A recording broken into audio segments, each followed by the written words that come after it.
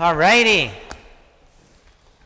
So Christmas is coming up soon.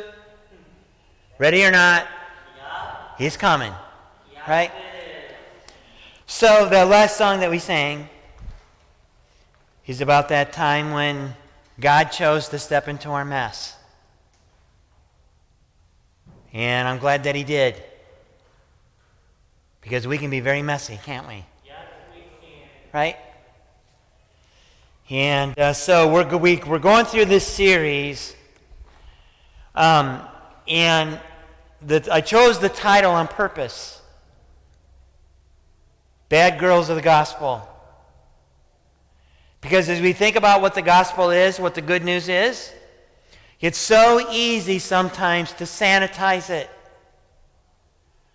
And to not remember that this whole idea of good news started way before Jesus. Through a lot of messy lives, leading up to the birth of Jesus. And so we're going to look at another woman whose life, on the outside, you would think, oh my gosh, she is so disqualified. And yet God chose to step into her life in an amazing way. So, I always do the one thing, okay? The one thing on how we're going to start off tonight, all right? Here's the one thing that I want you to get above everything else that I talk about. It's this. My past does not disqualify me from becoming a man or woman of great faith. My past does not disqualify me from becoming a great man or woman of faith.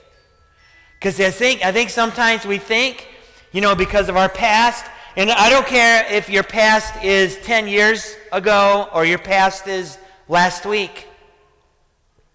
I think sometimes we think that because of our struggles and because of the way that we have, the choices we've made or the life we lead or whatever, somehow that disqualifies us from God actually intervening in our life, and then all of a sudden we actually become a man or woman of not only faith, but great faith. And there are so many examples of that happening throughout history with people. Okay, so let me start out by asking you a question. Okay, here's my question for you to ponder for a second. Here we go. What does your past whisper to you? When you think about your past, what does your past whisper to you? If you're like most people, I know for me, it whispers shame and regret and condemnation and disqualification, right? And for many of us, it's those past whispers that make us doubt God's love and his desire to use any of us to fulfill his plans. Okay? Well, today's story, we're going to center around a woman whose reputation and occupation and past surely would have disqualified her from God's plans. But as we're going to see, as we're going to step into this, it was her reputation and her occupation and her past that God used to fulfill his plans. So we're going to start off finding out who this woman is in the book of Matthew. Now, Matthew was a guy, right? He was a tax collector. He was a guy that was an outcast, hated by his own people. He was ostracized by the church. Nobody wanted to hang around this guy because of who he was. He was considered a traitor, an extortionist. And yet he had an encounter with Jesus. And after he had this encounter with Jesus, his life started to change. His label changed. His future changed. And so as he starts writing this account of his life with Jesus, he starts out with Jesus' family tree. And as we talked about last week, I wonder if we were to write out our family tree, I wonder if there are some aspects of our own life that we would say, we're going to leave that out. I don't want people to know about that. Or maybe there's other people that you were like, I don't think I want to include them. Okay, well, Matthew, when he started writing out Jesus' family tree, because of his encounter with Jesus, and he knew what it was like to be an outcast, he goes, I'm going to include some of these people. I'm going to include them because people need to understand Jesus' family tree is full of normal, messy people. All right, and so he starts off, Matthew chapter 1, verse 1. He says, this is the record of the ancestors of Jesus the Messiah, a descendant of David and of Abraham. Abraham was the father of Isaac. Isaac was the father of Jacob. Jacob was the father of Judah and his brothers. Judah was the father of Perez, Zerah, whose mother was Tamar. We talked about Tamar last week. Perez was the father of Hezron. Hezron was the father of Ram. And then verse 4 says this, Ram was the father of Amminadab. Amminadab was the father of Nahshon. Nahshon was the father of Salmon. Salmon was the father of Boaz, whose mother was Rahab. Stop. He mentions this woman named Rahab. Okay, so let me give you some background about Rahab. Rahab was a Canaanite. That means she was a Gentile Canaanite. Canaanites were idol worshipers. They had shrines to every single idol you could imagine. Idols for the sun, idols for growing things, idols for sex, idols for cooking, idols for, all these different idols they had, right? That's how she grew up. She was a Canaanite, okay? Rahab's great-great-grandfather was she was the great-great-grandmother of David. Is who Rahab is, okay? Rahab was also a prostitute. A lot of scholars, they believe that Rahab's house was a house of prostitution, by the way. And it was known by the elite members of society, and it was kept secret from the common people, but only those that were in the upper ends of it went to her house and used her services. Okay? In other words, her clientele were protected. Okay? There were a lot of people in the upper echelons that knew about Rahab's. Okay, so now we're going to step into the story of where Rahab is first talked about. All right? It's in Joshua chapter 2, verse 1. Listen to what this says. It says, Then Joshua secretly sent out 2 spies from the Israelite camp to Acacia Grove. He instructed them, scout out the land on the other side of the Jordan River, especially around Jericho. So the 2 men set out and came to the house of a prostitute named Rahab and stayed there that night. Okay, stop. Okay, listen. The Bible doesn't hide anything. Okay, there's 2 reasons why guys would stop at a prostitute's house. Okay? The first reason is obvious. Dope! Right? Okay? Again, the Bible doesn't sugarcoat. The second reason is a house of prostitution is actually a great place to hide. And because it was visited by numerous people throughout the week. Okay? So it was actually a good place to hide. But here's the thing that I thought of, and maybe you're thinking this right away. You're like, so how could God use a place of prostitution for his plans? How could God do that? Okay? Well, how could God consider a man who slept with someone else's wife and had her husband murdered a man after his own heart? How could God use a 545-year-old man to build a boat that took 120 years and then use that to save the human race from extinction? How could God use a loudmouth teenager who bragged about his clothes, who was hated by his brothers, he was sold into slavery, ended up in prison, to save an entire nation from starvation? How could God use a teenage girl who is suddenly pregnant, becomes an outcast in her community, gives birth to a baby who is considered a bastard child, that will save the human race, save the entire world? How could he do that? Word gets around town. He gets around the city about these two guys at Rahab's place. Okay? The king finds out about this. The king finds out, and he figures these guys are spying on me, because I don't recognize these guys. So he sends some soldiers to Rahab's place. They know exactly where it is. By the time the soldiers get there, Rahab had hid the spies on the roof under a pile of drying flax. Okay, I'm going to show you a picture of some flax, okay?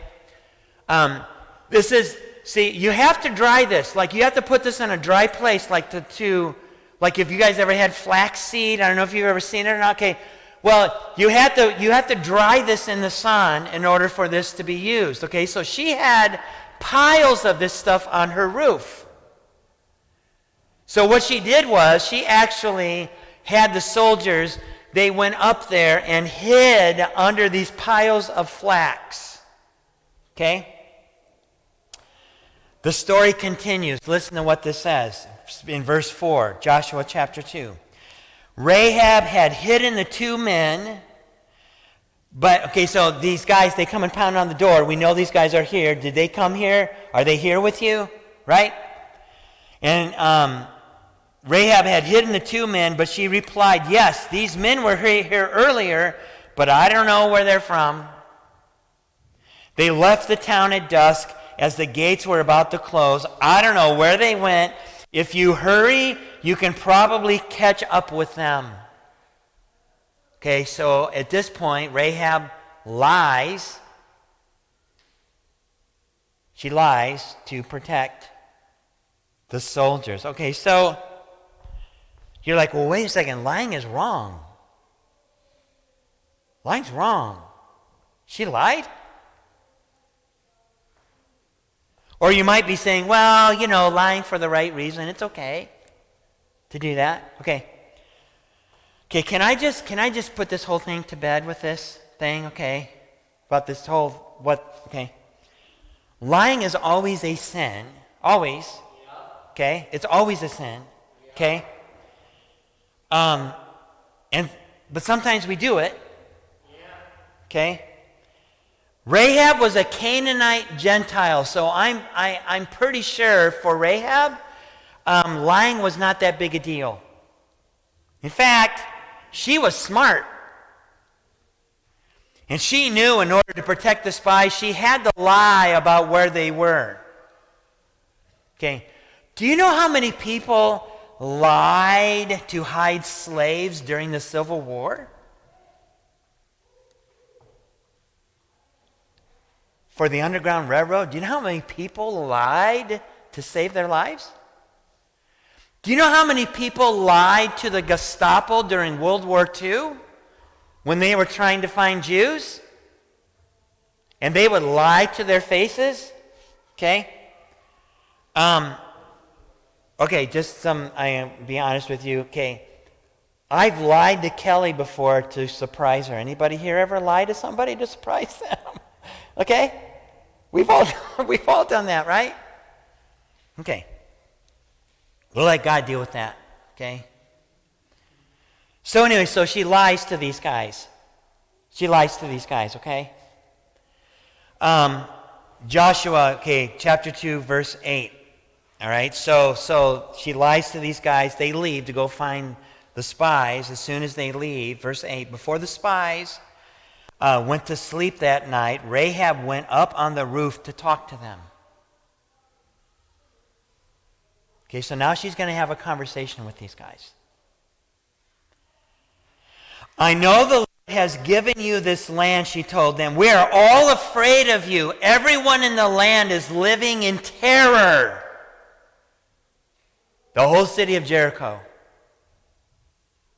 For we have heard how the Lord made a dry path for you through the Red Sea when you left Egypt. And we know what you did to Sihon and Og and the two Amorite kings east of the Jordan River when whose people you completely destroyed. Verse 11, no wonder our hearts have melted in fear. No one has the courage to fight after hearing such things. And then she says this, for the Lord your God is supreme God of the heavens above and the earth below. Okay, so Rahab explains to the spies what has been taking place in Jericho over the past years as they've been hearing these stories. And God is using, like even before we stepped into Rahab, God is using something that we don't talk a lot about in our current Christian culture.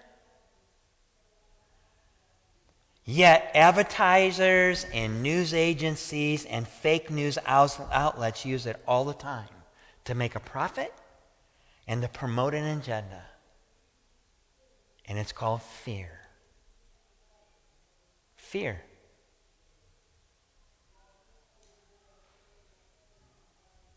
One of my motivations to put my faith in Jesus, when I came to Jesus, you know what one of my motivations was? I didn't want to go to hell. I had some fear. I didn't want to spend eternity in hell. So there was some fear. And as a Catholic boy, okay, listen. I grew up in this thing where I knew I was a sinner. I knew it. I didn't have to have anybody tell me I was a sinner. Oh my gosh, I was good at it. Okay? And I knew I probably wasn't destined for heaven because of the way I was living my life. So, fear, now get this, God can actually use fear. He can use fear to draw me closer to Him. You ever have a tragedy on the horizon? You have something that's going on in your life that you can't control? And that fear wells up in you? I don't know about you, but I've had those times or whatever where I become more desperate for God. I become more desperate for God. Everybody in Jericho was scared out of their minds of the Israelites. And God has been using fear to get them ready for what was about to take place, even before this whole thing with Rahab. In fact, listen to a couple of these things that I'm just going to read these to you. Listen to this. Proverbs 1:7 says, fear of the Lord is the foundation of true knowledge. But fools despise wisdom and discipline. Proverbs 9:10 says, fear of the Lord is the foundation of wisdom. Knowledge of the Holy One results in good judgment. Proverbs 14:26 says this, those who fear the Lord are secure. He will be a refuge for their children. Proverbs 14:27 says this, fear the Lord is a life-giving fountain.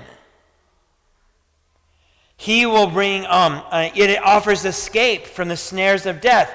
Proverbs 19:23 says, fear the Lord leads to life, bringing security and protection from harm. So I'm sure that as Rahab was hearing these stories, because she was having people come in, and they were talking, and they would share these stories. So she was hearing about all this stuff that God was doing. And I'm sure that as she's hearing these things or whatever, there's some fear that's starting to well up in Rahab. Like, oh my gosh, he's real. He's real.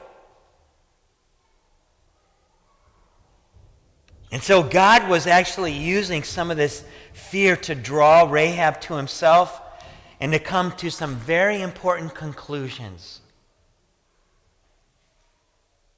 Number one is that God is powerful. When she's hearing the stories, she's hearing, oh, God is powerful. She's hearing that he is over all. He's over everything. He's not something like some Canaanite idol that we worship that's a stone figure or whatever that. He's not like that. He's over everything, and he's real, and he's powerful. And then he also fights for the Israelites, which is why they were so scared.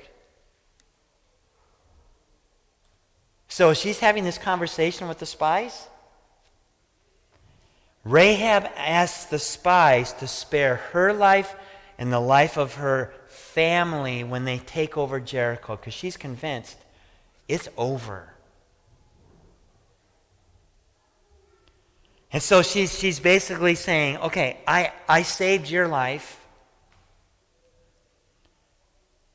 Now I want you to save my life and my family's life. And she said, when you come into this city, I'll hang this red rope outside my window, because her place was on the outside part of the wall. And anyone in my house that's there, spare their life. Here's a crazy side note as I was working through this. God is about to use a house of prostitution to save a bunch of people's lives. I can't figure God out sometimes. What's more amazing is what has been ignited in Rahab's heart at this point. She has come to some very clear conclusions. In fact, her faith has been ignited. At this point, Rahab's faith has been ignited. And for the first time in her life, she has someone to put her faith in that has a track record. She hasn't been able to put her faith in anybody.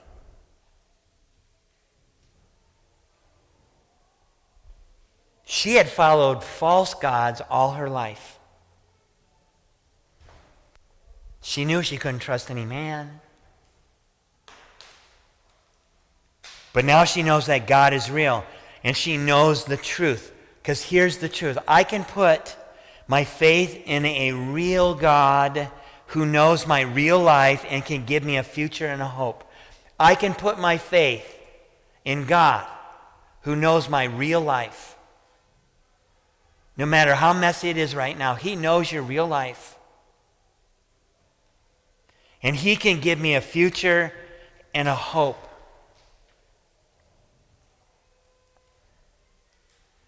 In fact, you know Rahab?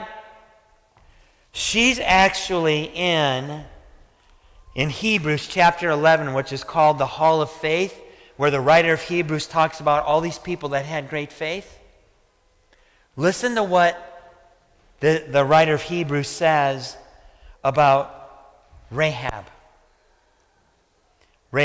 Hebrews 11, verse 31. It was by faith that Rahab the prostitute was not destroyed with the people in her city who refused to obey God, for she had given a friendly welcome to the spies. She's in this list of people that were considered that had great faith. So the Israelites, they follow God's plan. They walk around the city 7 times. On the 7th time, they yell, they blow their horns. Sections of the walls fall in. And as they're storming into the city, As they're storming into the city, chaos is ensuing. Joshua chapter 6, verse 22 says this, "Meanwhile, Joshua said to the two spies, 'Keep your promise. Go to the prostitute's house and bring her out, along with all her family.' Then the men who had been spies went in, brought out Rahab, her father, her mother, her brothers, and all the other relatives who were with her in her house. And they moved her whole family to a safe place near the camp of Israel." Okay, so it's important we stop right here. Okay? They moved her whole family to a safe place near the camp of Israel. Okay, so when they rescued Rahab and her family, they moved them outside, right outside of the Israel camp. And I'm sure that Rahab was thinking, that's probably where we're going to stay.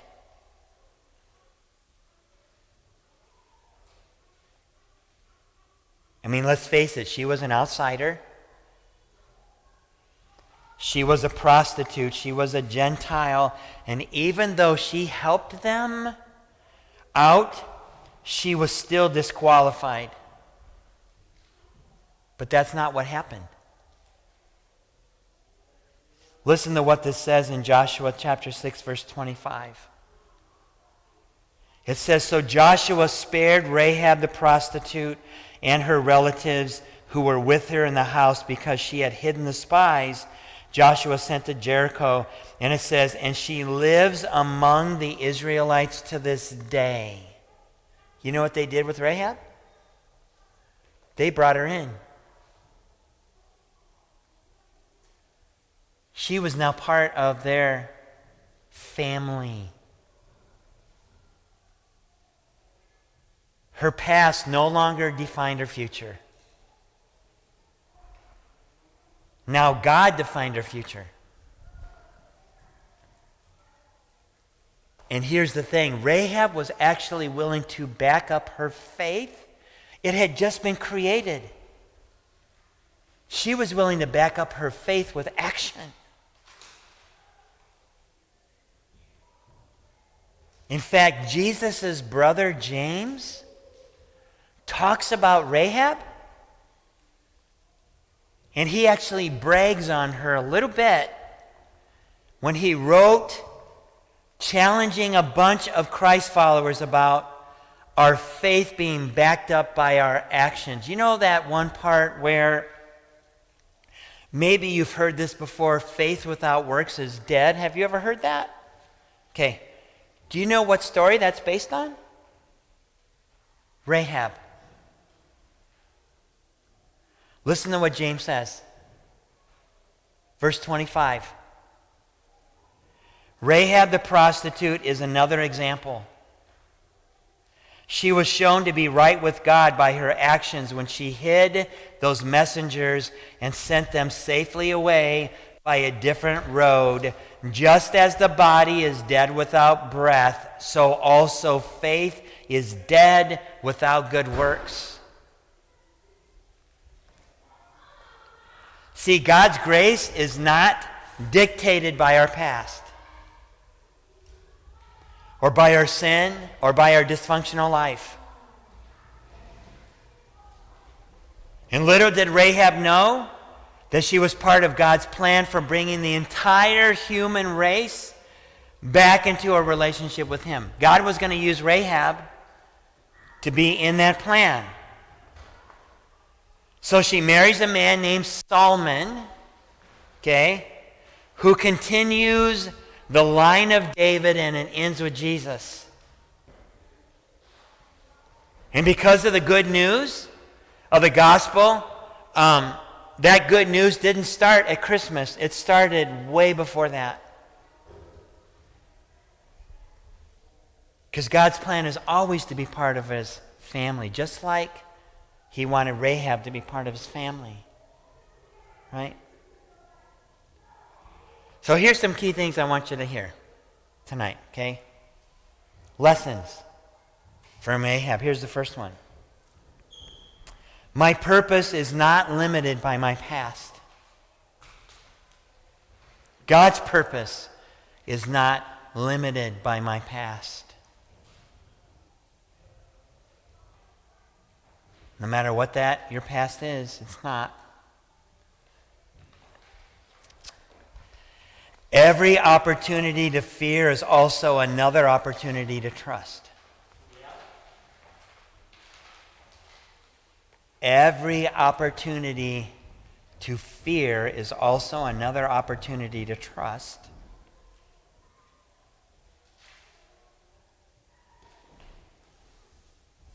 And the last one. God's plan is greater than my failures. God's plan is greater than my failures. Why would Matthew include Rahab in Jesus' family tree? Because he wants us to know that our past does not define who we are where God is concerned. He wants us to experience a new life, a new future. The mess that Jesus stepped into was part of that good news that he wants for us. All right, so this last song that we're going to sing, the name of it is I Thank God. Because for Rahab, I love the words to this song, because for Rahab, she was another one of those that the enemy thought that he was going to win. And God had other plans for Rahab, just like he has other plans for you. He's got plans for you. And he's looking at you. He's not thinking about your past. He's thinking about what kind of future could I give you? You can step into that. All right, let me pray for us. Jesus, thank you for tonight. Thank you for Rahab. Thank you for taking her where she was. Thank you for stepping into her messy life. Thank you, God.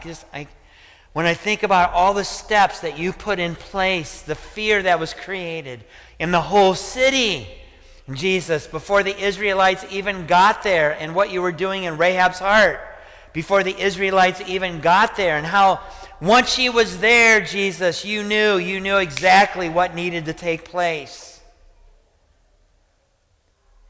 for this family tree to continue all the way up to Jesus.